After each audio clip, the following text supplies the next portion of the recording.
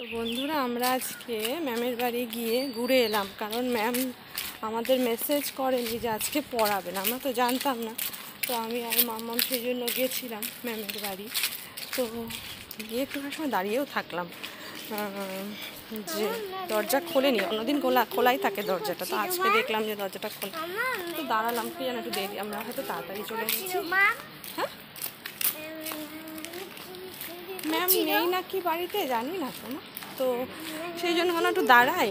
তো আমার মোবাইলে ব্যালেন্সও নেই যে আমি ফোন করব। ম্যাম কি জানো কী করছিলাম তো জানি না, তো ভেবেছি ম্যাম হয়তো বাড়িতেই আছে। তো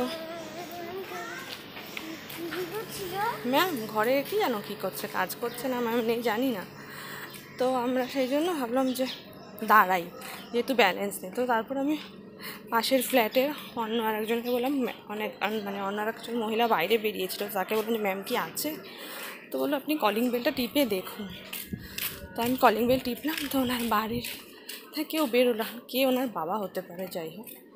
তো বললো যে ম্যাম বাড়িতে নেই, ম্যাম তো মেসেজ করে দিয়েছে। তো আমি মেসেজ চেক করলাম, তো দেখলাম যে না, আমার মোবাইলে মেসেজ আসে। তো আমি বললাম আমার মোবাইলে মেসেজ আসেনি, সেই জন্য আমি এসেছিলাম, তো জানি না। ঠিক আছে, তো সেই জন্য ঘুরে চলে এলাম। আজকে পড়া হলো না। ম্যাম কোথায় যে গেছে তো জানি না, দেখা যাক, কালকে হয়তো পড়ানো। ঠিক আছে।